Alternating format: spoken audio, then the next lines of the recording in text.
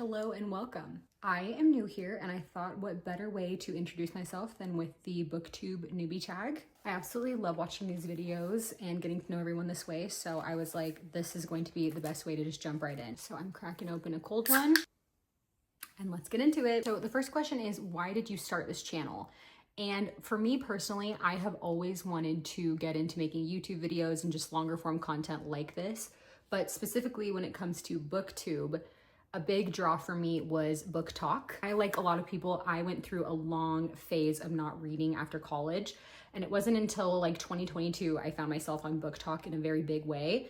And I started picking up reading again and I loved it so much. And so I've been over on TikTok making videos about books, but I just wanted to bring it over here. And I think that booktube is so fun and I love watching everybody's recap videos and everything on here. So this is definitely a community that I wanted to be a part of as well. And the next question is, what are some unique things that I can bring to booktube? So obviously I'm here for the books, for the reading, for the yapping about all the books that I read. But I also would love to do vlogging. I really love vlogging. I also just love sharing my other hobbies and the rest of my life. I'm also so incredibly picky just in life, and it's always interesting to see the things that land with me and the things that don't. And books is definitely one of those areas where like, basically what is the same book in just like a different font, like it's the same type of structure, same type of story. One will super work for me and then one I absolutely despise. And I have hot takes a lot of the time. So I'm excited to share those. The next question is, what are you most excited for?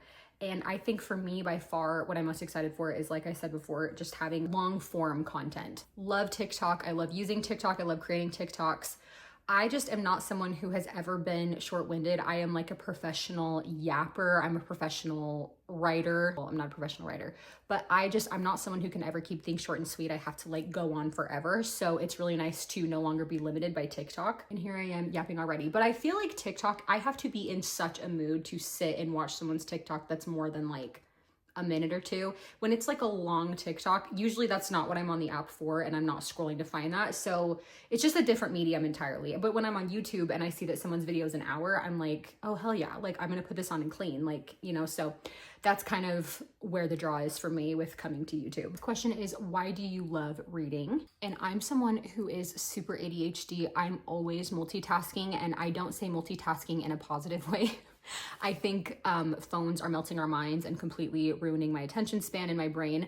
But I find that reading, and when I'm actually like enveloped in a book, it's the only time that I am doing one thing and putting my whole heart and energy into it. It's like if you're reading a book, you can't scroll on your phone, you can't be messing around doing other things. When I'm reading, I get to fully step into a different world and step into a different life that is not my own. And it's been a perfect distraction. It's been really healing for me throughout so many things that I've gone through in the last couple of years. So I just am such an avid reader and I love reading for those reasons. Next question is, when did you start reading? And so for me, I was always a reader as a kid. Like I was one of those little kids where before school every day, I would set my alarm 20 minutes early so that I could wake up and read. A lot of times I would fall asleep with my lamp still on at night because I fell asleep reading. So I was always really into reading. I just have had really like a lot of ups and downs with my reading journey. So there are times where I'm reading in that way. And then there's times where a year or more that I don't even touch a book. Next question is one of my favorites, but it's, what book got you into reading? For this question specifically, I feel like I have 3 answers for what book, because I've had different phases that I've gotten back into reading. The first book, the OG that started it all for me, was actually The Hunger Games. So a little funny thing about me, I'm very passionate about Twilight.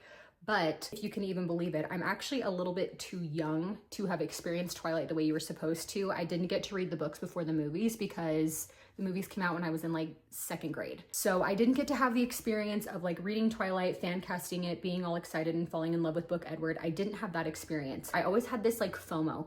And then The Hunger Games came around and I had never had that experience before. And I was like, oh, this is what the Twilight readers were talking about. Like I'm now experiencing what they all experienced with Twilight. I was in 5th or 6th grade when Hunger Games came out and I read the first book, and I had collages in my room where I would print out quotes from the book and I would print out fan art and I would assemble all of these collages in my room, and I was like, Team PETA. The funny thing about The Hunger Games is, while there are a lot of copycats, a lot of like dupes at the time for like this dystopian sci-fi like futuristic story, Hunger Games is unique in its own because it doesn't end happy. And as a kid, I thought that was really cool. I really liked that I liked sad books. I was like, oh, this is different. Like they don't just get to have everything that they want and they don't get to just beat the government. They actually find themselves kind of right back where they started by the end of the books. And I thought that that was so profound and so beautiful. And I still talk about it to this day. I'm so in love with the Hunger Games. Then in high school, I had to choose a book to read for leisure. For my English class, it was like they wanted us to just read in any way that we would. So we just had to find a book that we liked and that we would be willing to read. And that for me was the book Why We Broke Up. I actually don't even know who the author was, but I will put it here. Why We Broke Up was the first contemporary and artsy romance that I'd ever read.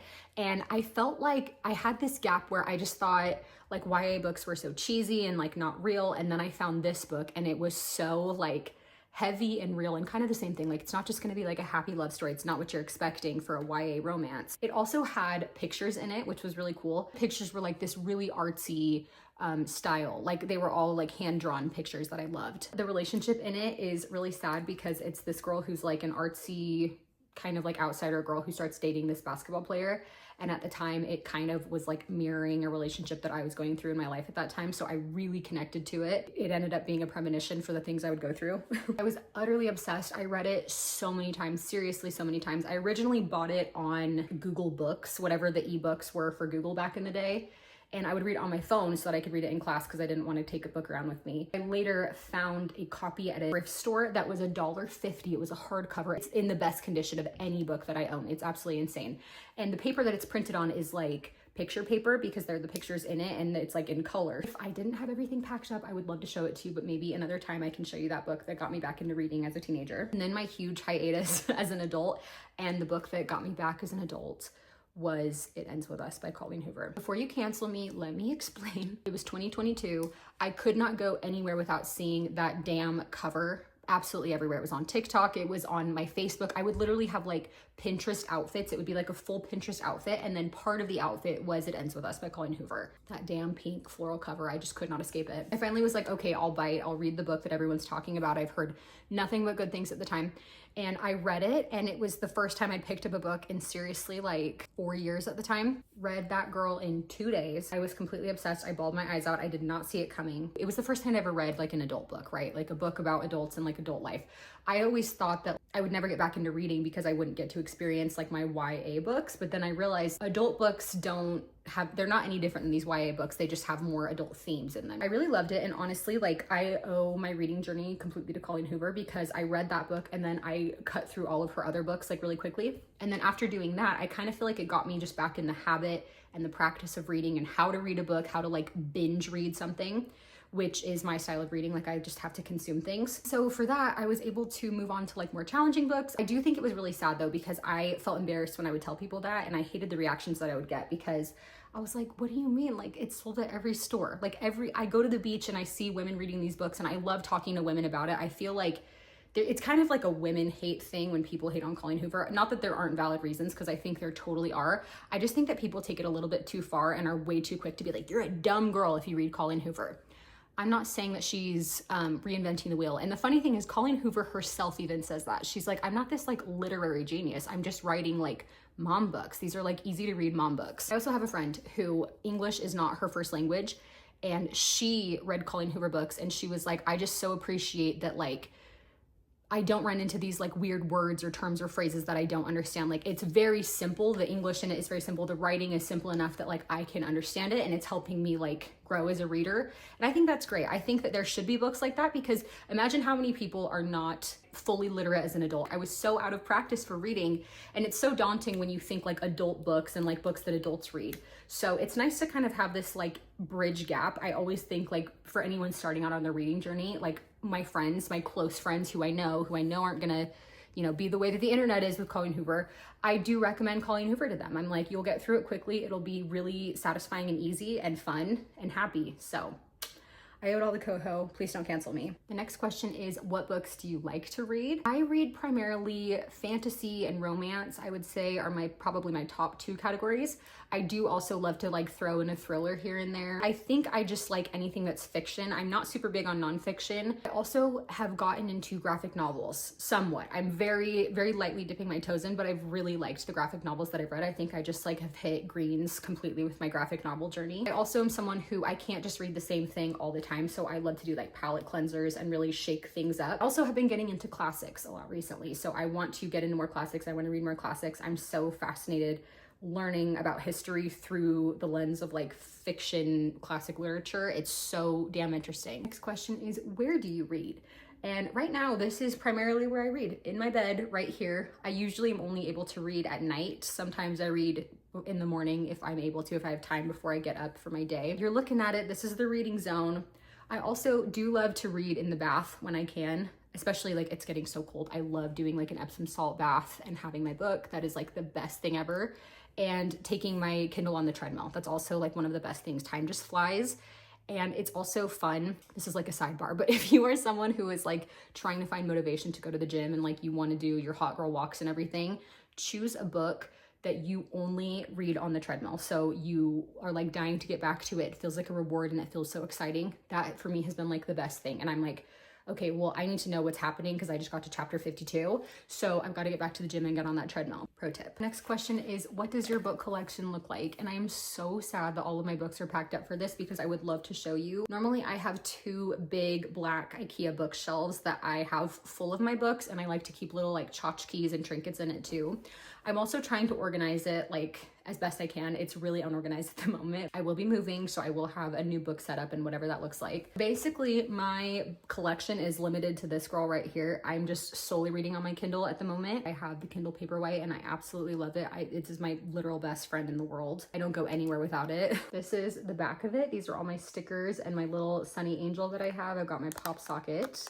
And then on the front, I have this really shitty sticker overlay thing that I got off TikTok Shop. It honestly was such a bitch to get on and it doesn't even look good on, but I'm keeping it on, the sticker, because it's kind of cute. Like I like the little sparkles. These are some of my books that I have downloaded on here. Just to give you a little taste of my library. There are so many more, but that's just to give you an idea. I also am someone who, so I use Libby and I love reading from the library. I also have Kindle Unlimited, so that's also a great resource. Between those two, I don't often have to buy books, but I still like to buy books. And my thing is, I will buy books on my Kindle if I absolutely have to and I absolutely want to.